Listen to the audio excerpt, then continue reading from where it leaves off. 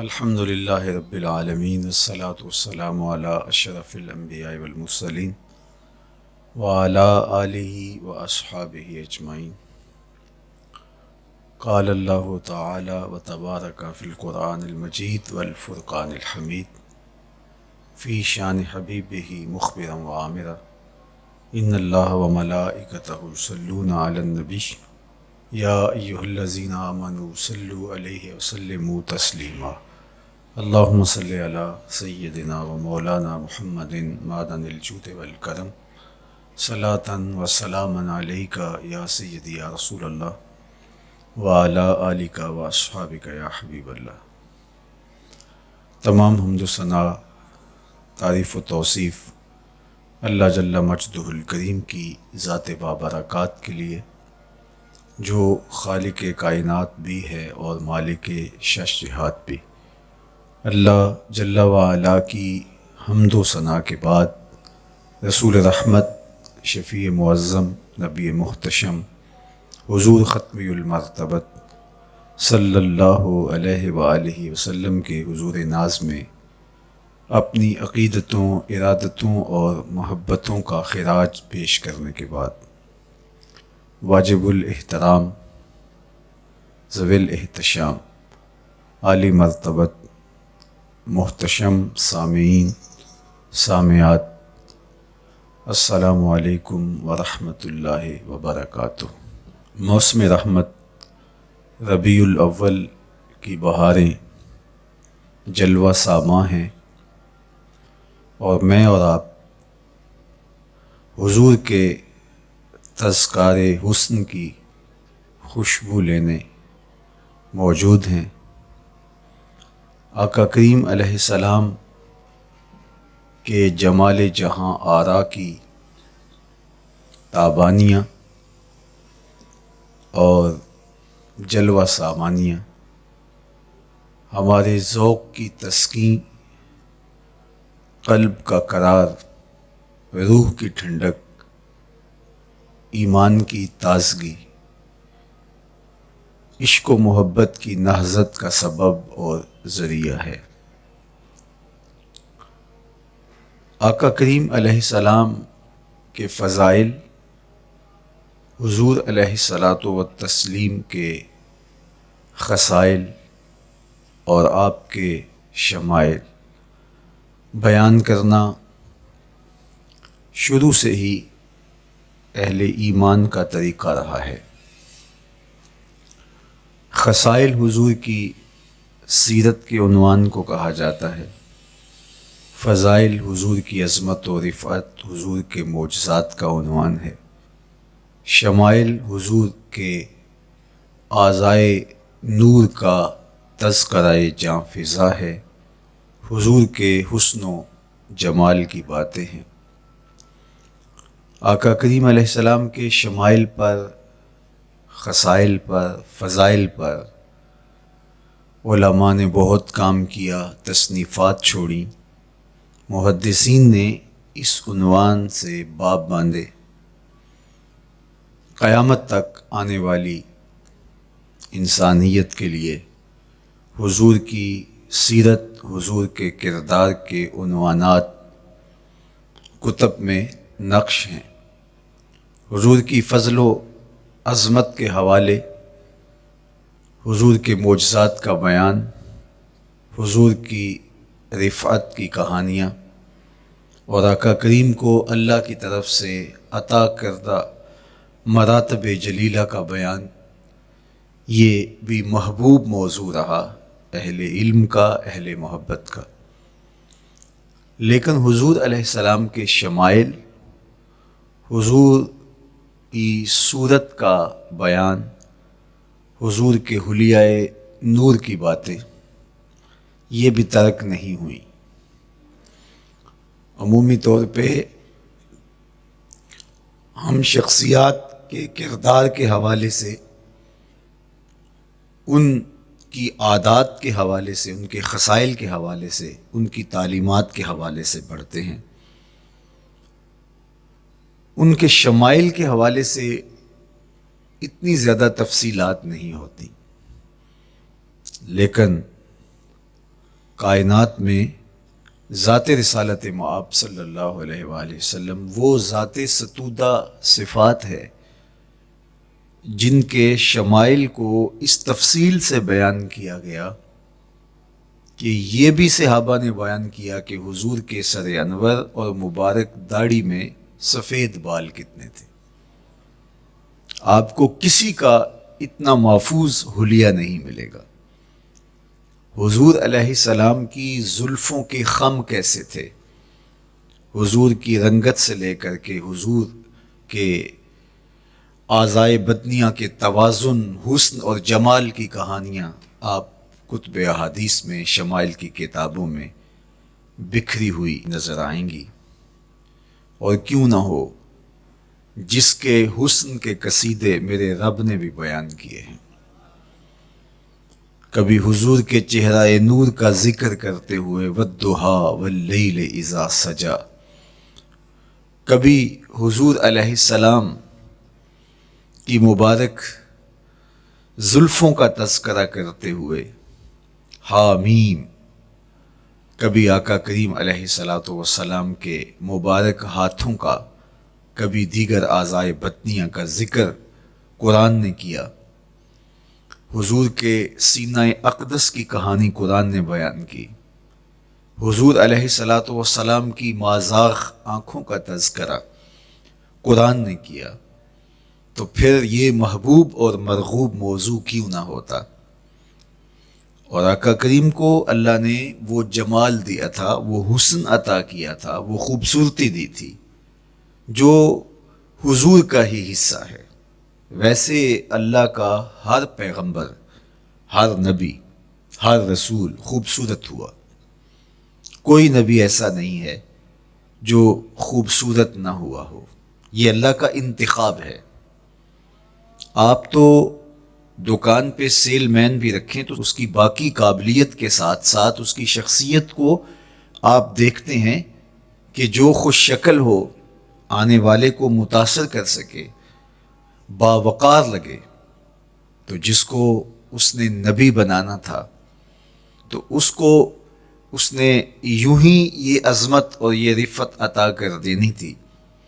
تو اللہ کا ہر نبی حسین، ہر نبی جمیل، لیکن جو جمال، جو خوبصورتی، جو حسن، جو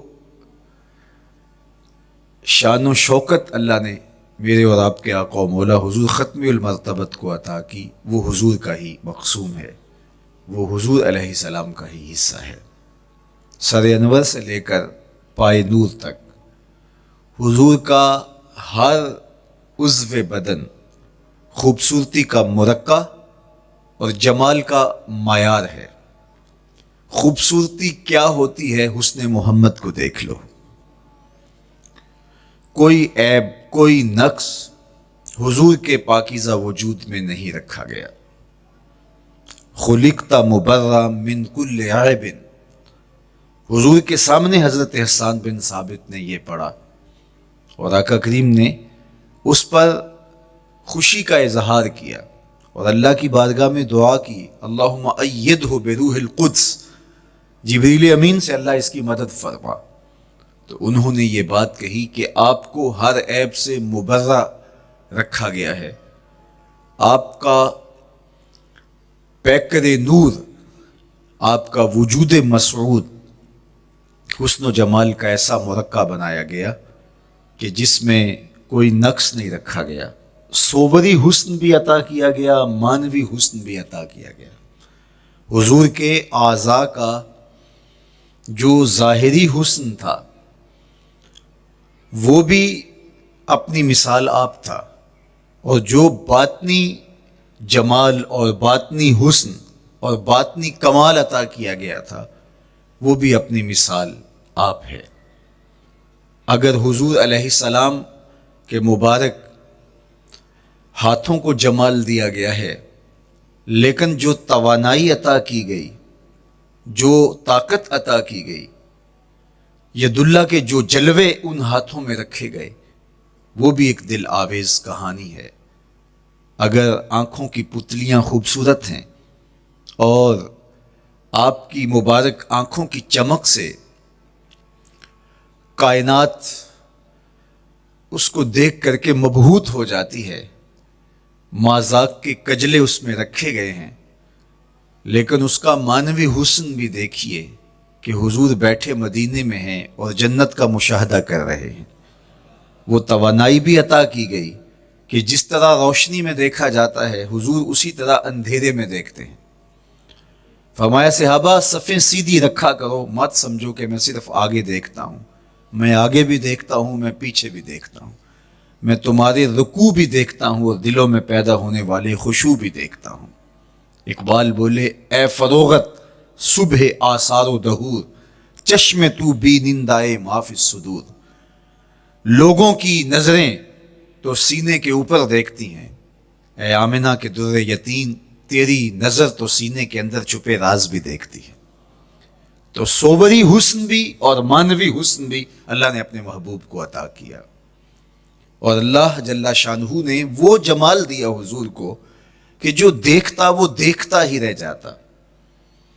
ایسی چمک، ایسی رانائی، ایسی خوبصورتی اور ایسا جمال تھا، دیکھنے والے کہا کرتے ہیں اللہ اللہ، یاد آتا ہے خدا دیکھ کے صورت تیری۔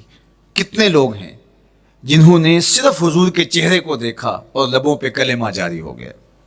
معروف نام حضرت عبداللہ بن سلام رضی اللہ تعالیٰ عنہ کا ہے۔ یہودیوں کے بہت بڑے حبر تھے، بہت بڑے عالم تھے۔ حضرت یوسف علیہ السلام کی اولاد سے تعلق تھا، اور اس معاشرت میں ایک وقار کی مسند پہ براجماں رہتے، لیکن جو ہی حضور علیہ السلام مکے سے ہجرت فرما کے مدینہ تشریف لائے تو یہ حضور کو دیکھنے آئے۔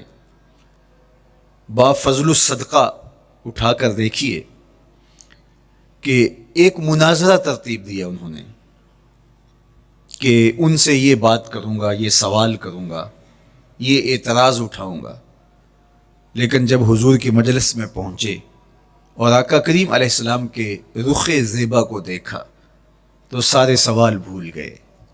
رومی بولے اے لقائے تو جواب ہر سوال، حل شود ہر مشکلت بے کی لوکال۔ تیری ملاقات ہی تو سارے سوالوں کا جواب ہے، تیرا ایک بار دیکھ لینا ہی تو سارے مسئلے حل کر دیتا ہے۔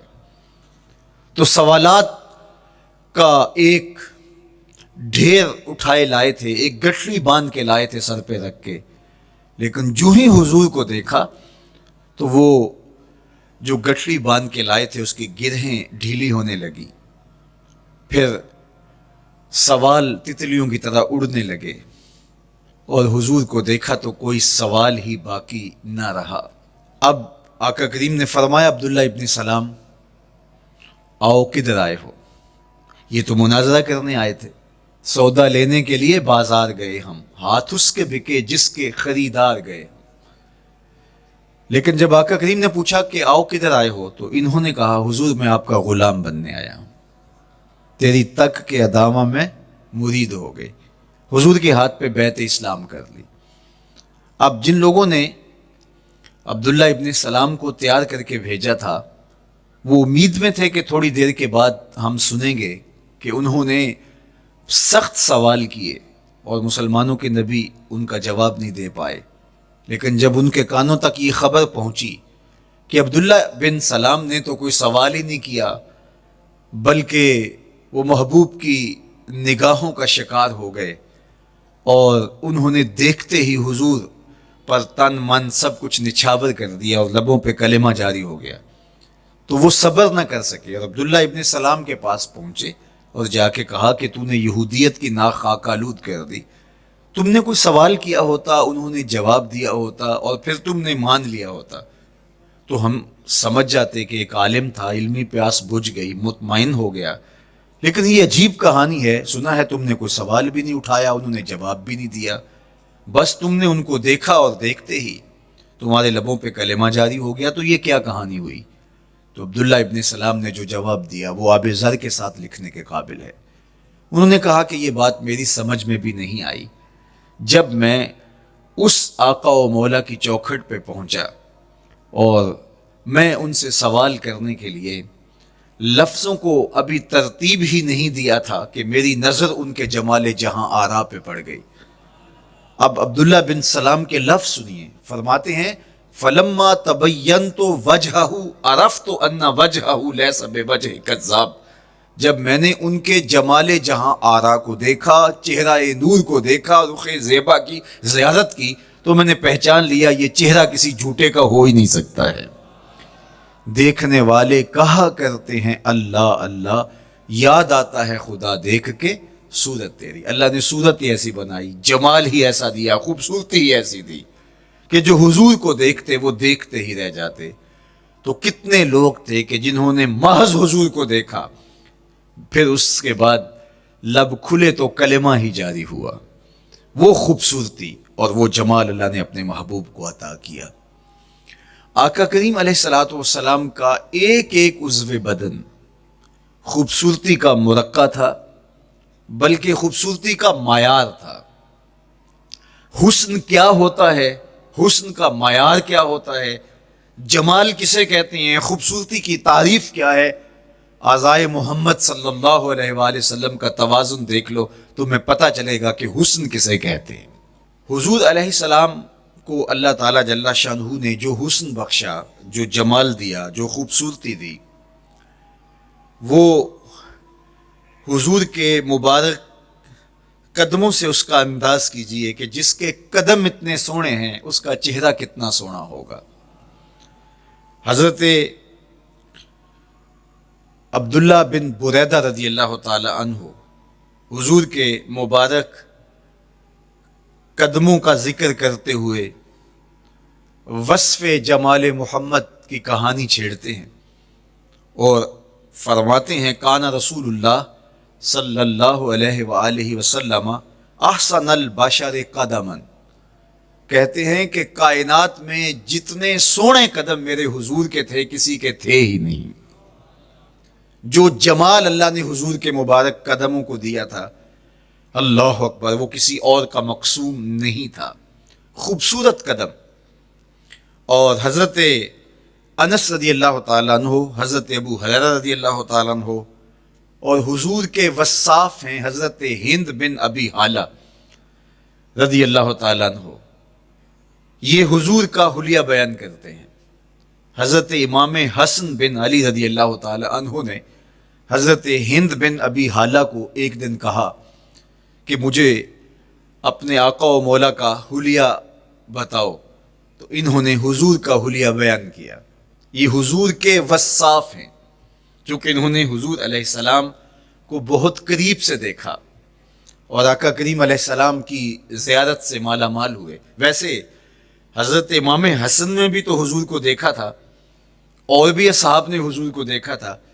یہاں یہ بات دلچسپی سے خالی نہیں ہے کہ صحابی ہی تب بنتا ہے جب وہ حضور کو بنظر ایمان دیکھے، لیکن صحابہ ایک دوسرے سے پوچھتے تھے کہ بتاؤ حضور کیسے تھے؟ میاں تم نے نہیں دیکھا؟ تو وہ کہتے تھے دیکھ کر بھی نہیں دیکھا۔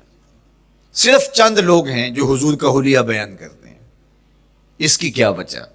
تو علماء نے لکھا کہ حضور کے چہرے پہ جلووں کی تابش ایسی تھی اور حضور کا جمال ایسا تھا اور اس کی چمک ایسی تھی کہ کسی میں ہمت ہی نہیں تھی کہ وہ جی بھر کے دیکھ سکے۔ تو بعد میں ایک دوسرے سے پوچھتے تھے بتاؤ تم نے دیکھا تو حضور کیسے تھے؟ اگر ان لوگوں کی تعداد میں آپ کو بتاؤں تو 3 درجن سے زیادہ نہیں ہوگی جو حضور علیہ السلام کے وصاف ہیں، حضور کے حلیہ نگار ہیں، جو آقا کریم علیہ الصلوۃ والسلام کی صورت کا نقشہ بیان کرتے ہیں۔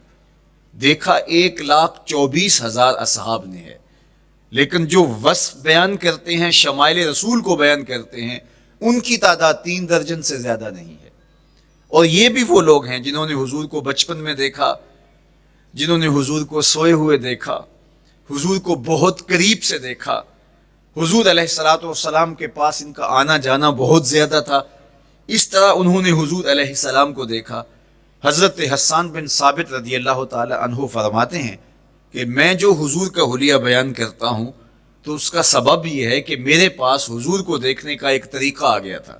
فلما نظرت الى انوارہ فوضعت کفی علی عینی خوفا من ذہاب بصری، کہا کہ جب میں حضور کو دیکھتا تھا تو اپنی آنکھوں پر انگلیاں رکھ کے انگلیوں کی اوٹ سے دیکھتا تھا کہ حضور کے جلووں کی چمک سے میری آنکھوں کی بینائی نہ جاتی رہی۔ یہ کون کہہ رہے ہیں؟ حضرت حسان بن ثابت رضی اللہ تعالیٰ عنہ۔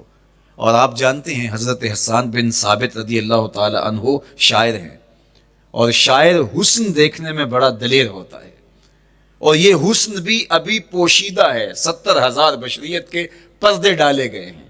اگر یہ حسن بے نقاب ہوتا تو کوئی جلووں کی تاب ہی نہ لا سکتا۔ یہی بہتر ہے کہ وہ پردے میں رو پوش رہے، وہ اگر پردہ اٹھا دے تو کسے ہوش رہے۔ کس کی ہمت تھی؟ اب چھپا ہوا مستور حسن بھی اگر دیکھتے ہیں تو آنکھوں پہ انگلیاں رکھ کے دیکھتے ہیں، اور بیان کرنے والوں کی تعداد میں نے عرض کی کہ 3 درجنوں سے زائد نہیں ہے۔ تو یہ وہ لوگ ہیں جنہوں نے حضور کو دیکھا۔ اب امام حسن پوچھ رہے ہیں حضرت ہند بن ابی حالہ رضی اللہ تعالی عنہ کو کہ آپ نے حضور کو دیکھا تو مجھے بتائیے میرے نانا کا جمال کیسا تھا۔ تو حضرت ہند بن ابی حالہ نے حضور کا حلیہ بیان کیا۔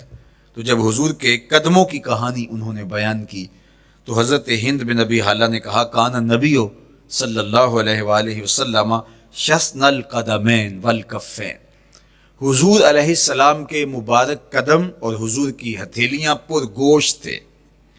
یہ حضور علیہ السلام کے مبارک قدموں کا جمال بیان کرتے ہیں۔ اللہ اکبر۔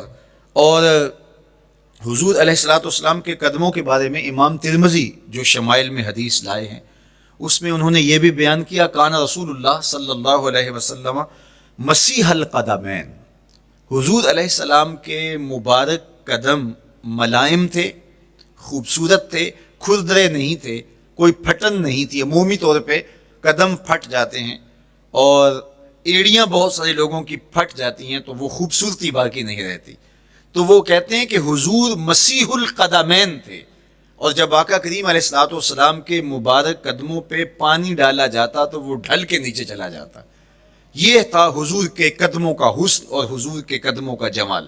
اچھا، آقا کریم علیہ السلام کی جو مبارک ایڑیاں تھیں وہ زیادہ پر گوشت نہیں تھی، ان کے اوپر گوشت زیادہ نہیں چڑھا تھا، اس لیے کہ ایڑیوں کا زیادہ پر گوشت ہونا ایڑیوں کے حسن کو زائل کر دیتا ہے۔ حسن کا مرقع ہی جمال مصطفیٰ ہے، تو اس لیے اللہ نے ایک ایک عضو کو تراش کر کے بنایا ہے، بلکہ پوچھ پوچھ کے بنایا ہے۔ جس طرح حسان بن ثابت رضی اللہ تعالی عنہ کہتے ہیں کأنک قد خلقت کما تشاء، محبوب مجھے تو یوں لگتا ہے جس طرح آپ کے رب نے آپ کو آپ سے پوچھ کے بنایا ہے کہ محبوب بتاؤ کہ میں آپ کے اعضاء کو کیسے توازن اور کیسے حسن اور کیسے جمال دوں۔ تو حضور کی مبارک ایڑیاں یہ پرگوشت نہیں تھیں، باقی حضور کے پاؤں پر گوشت تھے اور کوئی پھٹن نہیں تھی، بالکل نرم گداس اور بالکل جو ہے وہ ملائم تھے، اور جب پانی ڈالا جاتا تو پانی ڈھل کے نیچے 1 سیکنڈ میں آ جاتا۔ یہ اللہ نے محبوب کو حسن دیا۔ حضرت ہند بن ابی حالہ نے کہا کہ حضور کے مبارک تلوے جو تھے وہ درمیان سے اٹھے ہوئے تھے، ایڑیوں سے لے کر کے انگلیوں تک یہ تلوہ کہلاتا ہے، جو اس کا نچلا حصہ جو زمین سے مس کرتا ہے، اور اس میں جو درمیان والا حصہ ہے یہ اٹھا ہوا ہو اور بالکل پاؤں سیدھا نہ ہو تو یہ پاؤں کا حسن ہے۔ پاؤں کا بالکل سیدھا ہو جانا یہ پاؤں کے حسن کو زائل کر دیتا ہے۔ اس میں تھوڑا سا خم ہو، جب چلے تو انگلیاں اور پنجے کا جو ہے وہ آگے والا حصہ زمین پہ لگے اور ایڑی لگے، اور درمیان والا حصہ زمین پہ نہ لگے، تو یہ حسن ہوتا ہے کسی کے پاؤں کے تلوے کا۔ اللہ نے محبوب کے مبارک قدم کی پشت کو بھی حسن دیا، حضور کے تلووں کو بھی حسن دیا، حضور کی ایڑیوں کو بھی حسن دیا۔ سائل الاطراف، حضور کی مبارک انگلیاں قدرے لامبی تھی، اور یہ حسن ہوتا ہے۔ انگلیاں چھوٹی ہوں، ان کا قد پست ہو تو پاؤں کی خوبصورتی دکھائی نہیں دیتی، لیکن اللہ نے اپنے محبوب کی انگلیوں کو بھی ایک لمبائی عطا کر کے اس کو بھی ایسا جمال دیا تھا یار جو پاؤں کو دیکھتا رہے وہ پاؤں کو ہی دیکھتا رہ جائے۔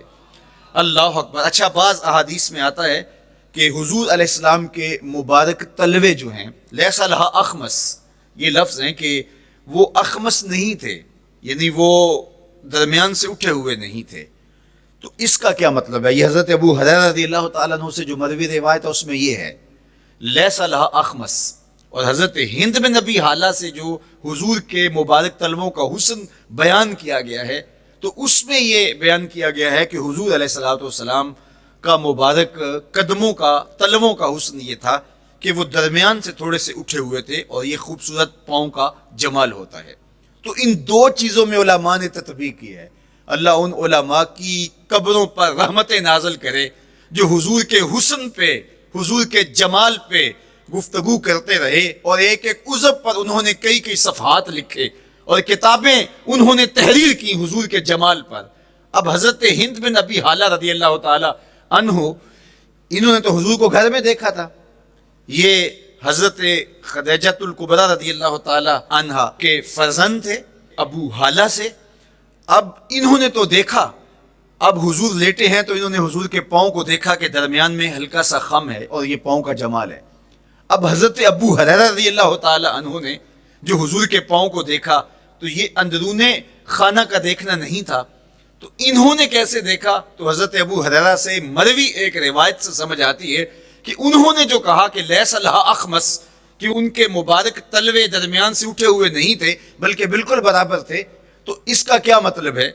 تو حضرت ابو ہریرہ سے ایک روایت مروی ہے، وہ فرماتے ہیں کہ جب حضور علیہ السلام کسی چٹان کے اوپر چلتے تو حضور علیہ الصلوۃ والسلام کا وہاں قدم پڑتا تو وہ اس چٹان کے اندر حضور کا قدم گھس جاتا، وہ موم کی طرح چٹان نرم ہو جاتی۔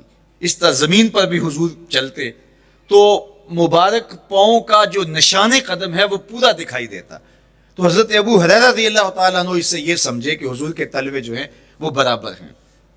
تو علماء نے اس پر گفتگو کی ہے۔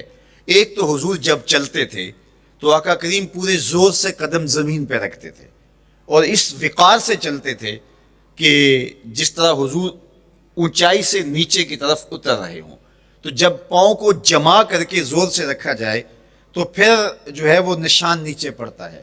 یا اللہ اپنے محبوب کے لیے زمین کو اور پتھروں کو بھی نرم کر دیا تو پھر حضور کے تلووں کا نقش بھی زمین کے اوپر جو ہے وہ حویدہ ہو جاتا۔ سلطان قاتبائی نے ایک ایسا ہی پتھر جس کے بارے میں شنید تھی کہ اس پر حضور کے قدموں کا نقش موجود ہے، تو انہوں نے 20,000 دینار کے اندر وہ خریدا، اور انہوں نے یہ کہا کہ جب میں فوت ہو جاؤں تو حضور کے قدموں کے نشان والا پتھر میری قبر کے سرہانے بطور کتبہ لگایا جائے۔ علامہ شہاب الدین خفاجی علیہ رحمہ لکھتے ہیں ہوا موجود الی الآن، وہ اپنے دور کی کہانی بیان کہتے ہیں وہ آج بھی سلطان قاتبائی کی قبر کے سرہانے وہ پتھر نصب ہے جہاں حضور کے قدموں کے نشان موجود ہیں۔ اللہ اکبر۔ تو آقا کریم علیہ الصلوۃ والسلام کے مبارک تلوے، حضور علیہ السلام کی کم گوشت تراشی ہوئی ایڑیاں، اور مسیح القدمین حضور علیہ السلام کے ملائم نرم گداز پاؤں، ان کا حسن اور ان کا جمال، اور آقا کریم علیہ السلام کے قدموں کی انگلیاں جو قدرے لمبی تھی، اور ان میں جو درمیان والی انگلی تھی وہ زیادہ لمبی تھی، اس پر حضرت میمونہ بنت کردم رضی اللہ تعالی عنہا اس انگلی کا حسن بیان کرتی ہیں، کہتی ہیں مجھے شوق ہوا کہ میں حضور کو دیکھوں، تو اپنے والد گرامی کے ساتھ حجۃ الوداع کے موقع پر میں بھی سعادت حج پا رہی تھی، تو حضور کو ملنے کے لیے جب ہم پہنچے تو آقا کریم اونٹنی کے اوپر سوار تھے، ناکا پر جلوہ فراز تھے، تو میرے میں ہمت نہ ہو سکی کہ حضور کے چہرے کو دیکھ سکوں۔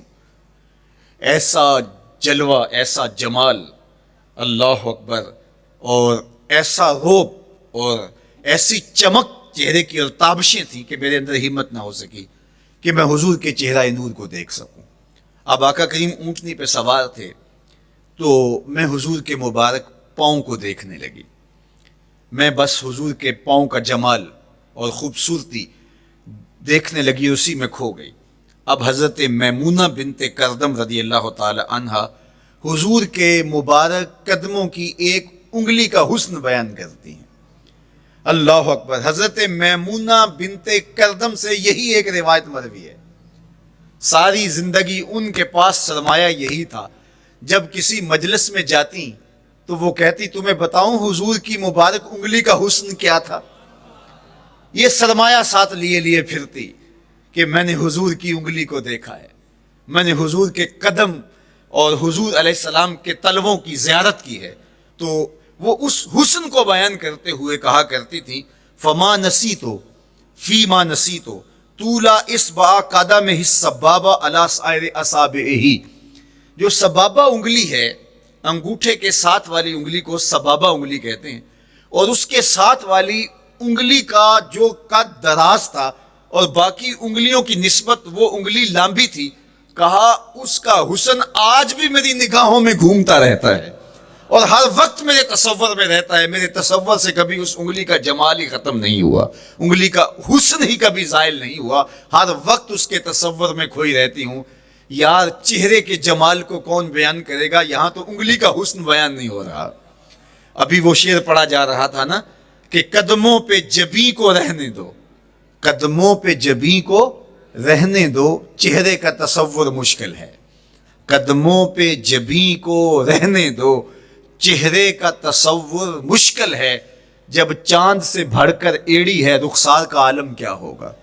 جب چاند سے بڑھ کر ایڑی ہے رخسار کا عالم کیا ہوگا.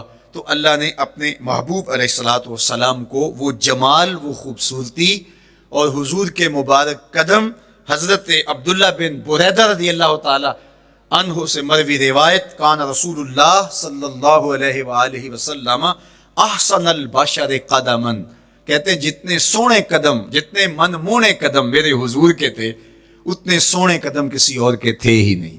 اللہ نے اپنے محبوب کو وہ جمال، وہ خوبصورتی اور وہ نور عطا کیا تھا. اچھا، یہ قدم، یہ ایڑیاں، یہ مبارک تلوے اور یہ داراز انگلیاں اور ان انگلیوں کی چمک اور ان کی رنگت کا جمال اور خوبصورتی، جہاں اس کا صوری حسن تھا تو مانوی حسن بھی دیکھنے والا تھا.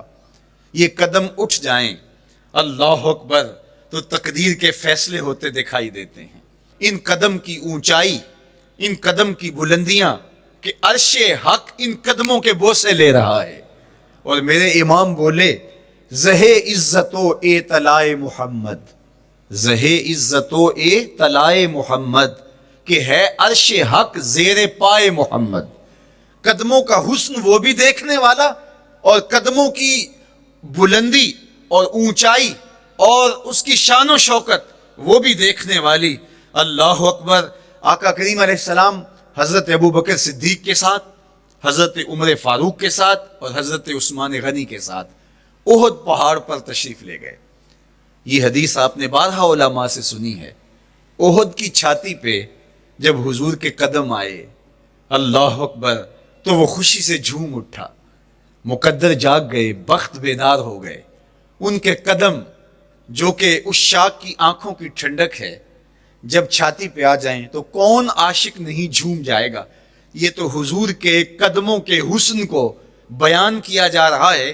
آپ کی روح رقص کر رہی ہے اور آپ کا دل جو ہے وہ ایک عجیب سرور اور کیف کی وادی میں اور ایک جو ہے وہ خوشیوں کے جو ہے وہ عالم میں نہال ہوتا چلا جا رہا ہے.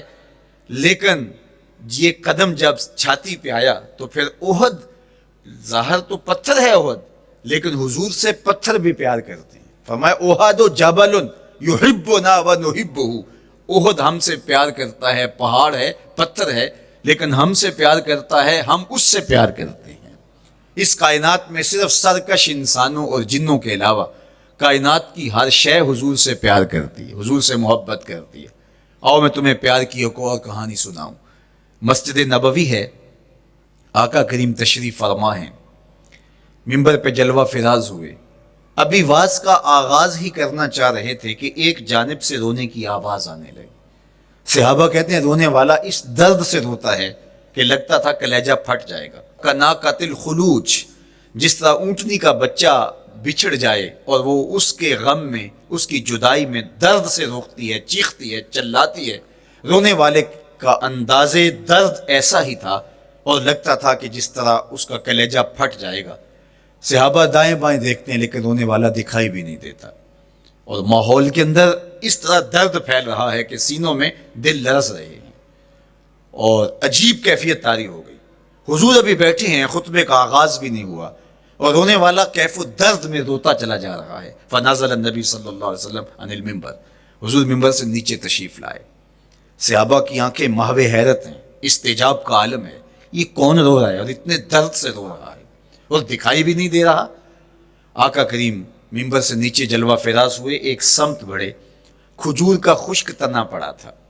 آج پہلا دن تھا کہ ممبر حضور علیہ السلام کے لیے بچھایا گیا، ورنہ یہ خشک تنا دیوار کے ساتھ جو ہے وہ رکھا گیا تھا اور حضور اس کے ساتھ ٹیک لگا کر کے واز کیا کرتے تھے. جب ممبر بن گیا تو اس کو اٹھا کر کے اب اس کی ضرورت نہیں رہی، ایک کونے میں ڈال دیا گیا. اب جو ہی حضور ممبر پہ تشریف فرما ہوئے تو اس خشک تنے کا کلیجہ لرز اٹھا اور وہ ایسے روتا تھا جس طرح اونٹنی کا بچہ بچھڑ جائے اور وہ روتی ہے، اس طرح وہ خشک تنا رو رہا تھا. اس تنے ہنانا در ہجر رسول زار می نالت جو ارباب عقول، جس طرح عقل والے، جس طرح جو ہے وہ فہم و ادراک رکھنے والے لوگ روتے ہیں درد سے، وہ رو رہا تھا. آقا کریم علیہ السلام اس کے پاس گئے اور اس کو اپنی آغوش میں سمیٹ لیا. بچھڑا ہوا بچہ جب اپنی ماں کو ملے تو اس کی ہچکیاں بن جاتی ہیں، اس کی گگھی بن جاتی ہے، تو یہی کیفیت اس کی ہو گئی. اور آقا کریم اپنا دستے رحمت اس کے اوپر پھیرتے چلے جاتے ہیں. بتدریج اس کی سسکیاں، اس کے رونے کی آواز کم ہوتی چلی جا رہی ہے. آہستہ آہستہ وہ خاموش ہو گیا. حضور پھر دوبارہ تشریف لائے اور ممبر پہ خطبہ دینے سے قبل صحابہ کی آنکھوں میں استجاب کا عالم دیکھا، حیرت کی فراوانی دیکھی. فرمایا کہ تم جو سوال کرنا چاہ رہے ہو، جو تمہاری آنکھوں میں پوشیدہ سوال ہے، میں اس کو اچھی طرح جانتا ہوں. لو لم افعل ہاکذا لحن الی یوم القیامہ، اگر میں ممبر سے اتر کے اپنے عاشق زار کو یوں تسلی نہ دیتا، یہ قیامت تک یوں ہی روتا ہی رہتا. حضرت محمد بن سیرین رضی اللہ تعالیٰ عنہ کہا کرتے تھے کہ حضور کی محبت میں ایک خشک تنا بھی زار و زار روئے تو جس کے سینے کے اندر محبت بھرا دل ہے تو وہ حضور کے عشق میں آنسو کیوں نہیں بہائے گا؟ حضور کی یاد میں اس کی آنکھیں آنسو کا خراج کیوں نہیں دیں گی؟ تو وہ خشک تنا حضور کی محبت میں رو رہا ہے. اب ہے یہ پتھر، لیکن میرے حضور فرماتے ہیں کہ یہ پہاڑ مجھ سے پیار کرتا ہے اور میں اس سے پیار کرتا ہوں. اب حضور اپنے اس محب کے گھر تشریف لے گئے اور اس کی چھاتی پہ قدم رکھا تو وہ خوشی سے جھوم اٹھا. فضاربا برجلہ ہی، اپنا مبارک پاؤں زور سے مارا. فقال اثبت احد فانما علیک نبی و صدیق و شہیدان، فرمایا احد ٹھہر جا، تیرے اوپر اللہ کا ایک نبی ہے، ایک صدیق ہے اور 2 شہید ہیں. تو حضور کی مبارک ایڑی کے لگنے کی دیر تھی، حضور کے قدم کی ضرب کی دیر تھی کہ اس کا زلزلہ تھم گیا. میرے امام بولے ایک ٹھوکر سے احد کا زلزلہ جاتا رہا، ایک ٹھوکر سے احد کا زلزلہ جاتا رہا. رکھتی ہیں کتنا وقار اللہ اکبر ایڑیاں. زلزلہ آ گیا اس کے اوپر، وہ جھومنے لگا، لیکن حضور نے اپنا مبارک قدم مارا اور وہ ٹھہر گیا. اللہ اکبر. تو یہ پہاڑ آج بھی اس شاخ جب شہر مدینہ میں حاضر ہوتے ہیں تو وہ احد پہ تو ضرور جاتے ہیں، حضرت امیر حمزہ کے مزار پہ حاضری دینے کے لیے اور اس جبل احد کو دیکھنے کے لیے. اور یقین جانیے گا جبل احد کو جب ہم دیکھتے ہیں تو عجیب کیفیات میں ڈوب جاتے ہیں. میں تو وہاں دوستوں کو کہا کرتا ہوں کہ آج پورا مدینہ بدل گیا ہے، یعنی اس کی وہ صورت، وہ کچے مکان، وہ گروندے، وہ گھر، وہ کوچہ و بازار، وہ کچی سڑکیں، وہ ماحول آج وہ آپ کو نظر نہیں آ رہا. جہاں کچے مکان تھے جن کے اوپر چھت کھجور کے پتوں کی پڑی تھی، وہاں عالی نصب پلازے آپ کو نظر آتے ہیں. فلک بوس آپ کو ہوٹل نظر آتے ہیں. وہ کچی سڑکیں آج آپ کو وہاں دکھائی نہیں دیتی، وہاں تارکول کی بچھی ہوئی سڑکیں دکھائی دیتی ہیں. خوبصورت پتھر لگے ہوئے آپ کو نظر آتے ہیں. وہ ممیاتی ہوئی بکریاں، وہ جگالی کرتے ہوئے اونٹ آج آپ کو وہاں دکھائی نہیں دیتے. وہ ماحول آپ کو نظر نہیں آتا. تو پرانا مدینہ اگر ڈھونڈنے نکلے بھی تو ظاہر ہے اگرچہ ان پختہ اور خوبصورت عمارتوں کے اندر بھی عکس جمال محمد کا پڑ رہا ہے، لیکن وہ پرانا دور اگر آپ تلاش کرنا چاہیں تو وہ آپ کو وہ چیزیں نہیں ملتی. لیکن جب آپ احد پہ جاتے ہیں تو میں دوستوں کو کہتا ہوں اس احد کو جی بھر کے دیکھ لو, اس پہ ڈائریکٹ میرے حضور کی نظریں پڑی ہوئی ہیں. یہ بدلا نہیں, یہ 14 صدیوں سے جیسا تھا آج بھی ایسا ہے. اس پہ میرے حضور کی نظریں ڈائریکٹ پڑی ہوئی ہیں, اور آقا کریم علیہ الصلوۃ والسلام نے اس کو یوں دیکھا ہے. تو یہ احد حضور سے محبت کرنے والا ہے, حضور سے پیار کرنے والا ہے, اور اس پیار کی وجہ سے یہ پتھر قیامت کے دن جنت میں جائے گا, یہ پہاڑ جنت میں جائے گا. یار اگر ایک پہاڑ حضور سے پیار کر لے تو وہ مکین جنت بن جاتا ہے, اور اگر حضور کا غلام ایک عاشق حضور سے محبت کرے تو اللہ اس کو کتنے درجے عطا فرمائے گا. تو آقا کریم نے زور سے قدم مارا اور فرمایا احد ٹھہر جا, تیرے اوپر اللہ کا ایک نبی ہے, ایک صدیق ہے, اور 2 شہید ہیں. اللہ اکبر. تو یہ حضور علیہ الصلوۃ والسلام کے مبارک قدم کی شان ہے, یہ حضور کے مبارک قدم کا جمال ہے اور اس کی خوبصورتی ہے. غزوہ ذات الرقاع کے اندر حضرت جابر کا اونٹ چلتے چلتے تھک گیا, سفر لمبا تھا اور اونٹ کمزور تھا, تو چلتے چلتے اس کو تھکن ہو گئی. اب وہ قافلے سے پیچھے رہتا چلا جاتا ہے, تو اس نے حضور کی خدمت میں عرض کی یا رسول اللہ یہ اونٹ تھک گیا ہے اور میں قافلے کے ساتھ چل نہیں پا رہا. تو آقا کریم علیہ الصلوۃ والسلام نے اپنے مبارک قدم سے اس اونٹ کو ٹھوکر لگائی. فَنَشَطَ حَتَّى كَانَ مَا يَمْلِكُ زَمَامَهُ. حضرت جابر کہتے ہیں اس کی لگام سنبھالی نہیں جاتی تھی, اتنا تیز چلتا تھا. یار جس کے قدموں کی ٹھوکر سے یہ توانائی آ جائے, اس کے ہاتھوں کی توانائی کا عالم کیا ہوگا. تو اللہ نے صرف حضور کے مبارک قدموں کو صوری حسن ہی نہیں دیا تھا, مانوی جمال اور توانائی بھی عطا فرمائی تھی. حضور علیہ السلام کے چچا جناب ابو طالب کہتے ہیں کہ میں حضور علیہ السلام کے ساتھ تھا, تو راستے میں ذی المجال کی منڈی آئی, اور وہاں حالات ایسے تھے کہ پینے کے لیے پانی دستیاب نہیں تھا. تو میں نے کہا کہ عطشت ولیس عندی ماء, مجھے تو سخت پیاس لگی ہے اور پانی بھی پاس نہیں ہے. فنزل النبی صلی اللہ علیہ وسلم وضرب بقدمہ الارض فخرج الماء فقال اشرب. تو حضور نے اپنے مبارک پاؤں سے زمین پر ٹھوکر لگائی, چشمہ پھوٹ پڑا, اور آقا کریم نے فرمایا چچا پانی پی لیجئے. تو وہ پاؤں اگر زمین پہ لگے تو چشمے پھوٹے, اگر احد پہاڑ پہ وہ پاؤں پڑے تو اس کا زلزلہ جاتا رہے, اور اگر وہ کسی جانور کو حضور ٹھوکر لگائیں تو اس کے اندر اس قدر تیزی آ جائے کہ اس کی باغ سنبھالی نہ جائے, اتنا سریع رفتار ہو جائے. اب ان قدموں پہ کون قربان نہیں ہوگا. یار ان قدموں کو چومنے کے لیے جبریل بھی تو بے تاب دکھائی دیتے ہیں. معراج کی شب جب جبریل حاضر خدمت ہوئے, حضور محو استراحت ہیں, تو جبریل عرض گزار ہوئے مالک تیرا محبوب تو سو رہا ہے. اللہ اکبر. تبارک اللہ شان تیری, تجھی کو زیبا ہے بے نیازی. کہیں پہ جوش لن ترانی, کہیں تقاضے وصال کے تھے. ایک کوہ طور پہ خود چل کے جاتا ہے اور عرض گزار ہوتا ہے رب آرنی انظر الیک, مالک تجھے دیکھنا چاہتا ہوں. اللہ اکبر. سراپا چشم بنا ہوا ہے اور کہتا ہے مالک میں تجھے دیکھنا چاہتا ہوں. جواب کیا آتا ہے لن ترانی, تم نہیں دیکھ سکتے, میرے جلووں کی تاب نہیں لا سکتے. ایک خود چل کے جا رہا ہے اور تقاضا رویت کرتا ہے, اور جواب آتا ہے لن ترانی. اور ایک سویا ہوا ہے چادر اوڑھ کے, اور جبریل کہتے ہیں محبوب اٹھیے رب آپ کو بلا رہا ہے.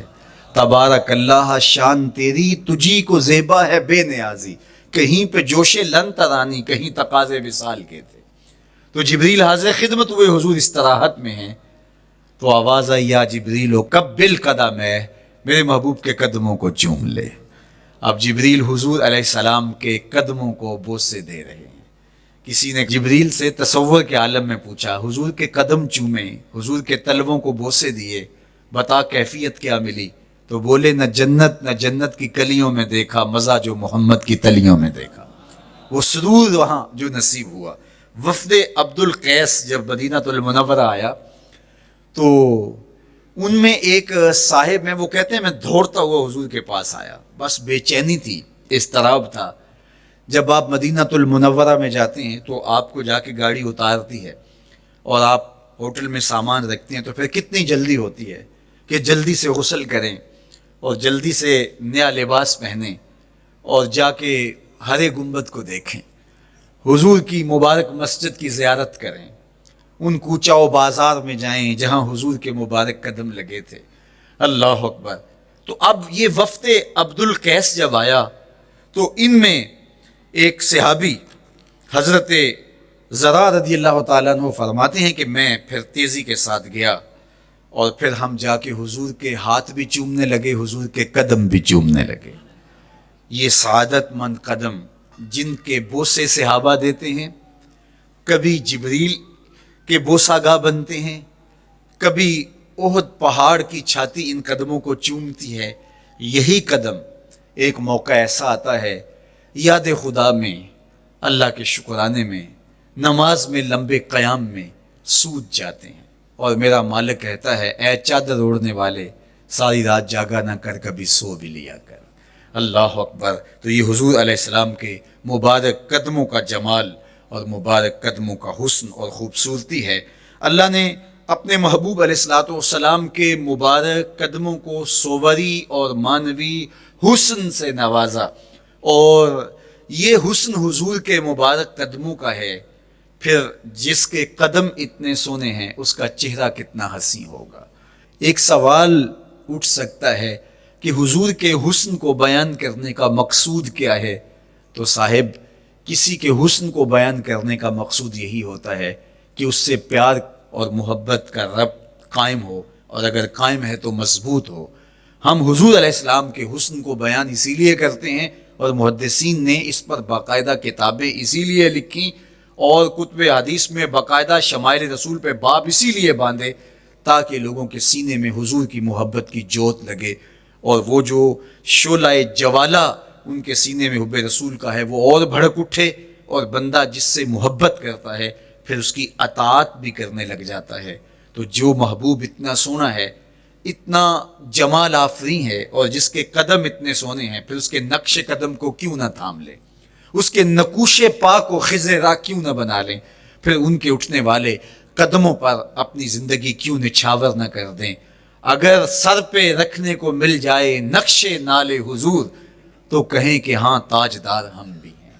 یعنی وہ قدم تو قدم رہا، اس قدم کی رعنائیاں، اس کی خوبصورتیاں، اس کا جمال اور اس کا حسن تو حسن رہا۔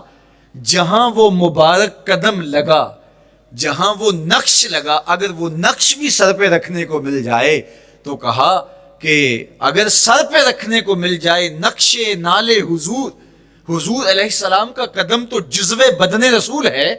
حضور علیہ السلام کے مبارک قدموں میں وہ جو نالین تھی، اس نالین کا بھی نقش وہ اگر سر پہ رکھنے کو مل جائے تو ہم زمانے کے تاجدار کہلائیں گے، اور جن کے سر پہ حضور کا قدم آ جائے ان کا مرتبہ کیا ہوگا۔ تو یہاں اس نقش کو بھی دیکھیے، حضور کے مبارک قدموں میں جو نالین آیا اس کو نالین شریف کہتے ہیں۔ اس نال کو نال شریف یا ان نالین کو نالین شریف کہا جاتا ہے، اس لیے کہ وہ حضور کے مبارک جسم سے جڑ گئے، حضور سے ان کا ربط پیدا ہو گیا، وہ جزو بدن رسول نہیں ہیں، تو اس کا یہ مرتبہ ہے۔ تو پھر حضور علیہ السلام کی شان اور حضور کی عظمت کیا ہوگی، اللہ اکبر۔ بلکہ حضور علیہ السلام کے نالین جہاں رکھے جائیں، وہ کسی نے کہا نا کہ ذرے اس خاک کے تابندہ ستارے ہوں گے، ذرے اس خاک کے تابندہ ستارے ہوں گے، جس جگہ آپ نے نالین اتارے ہوں گے۔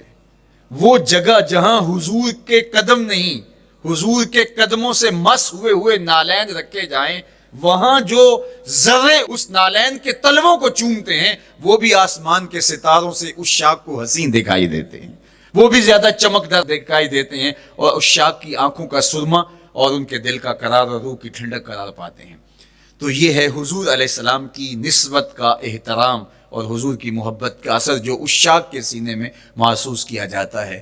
اللہ مجھے آپ کو اپنی خاص پناہیں، امان اور حفاظتوں کا حساب بخشے۔ کار ما آخر شدو آخر زما کار نشد، مشت خاک ما غبار کوچائے یار نشد۔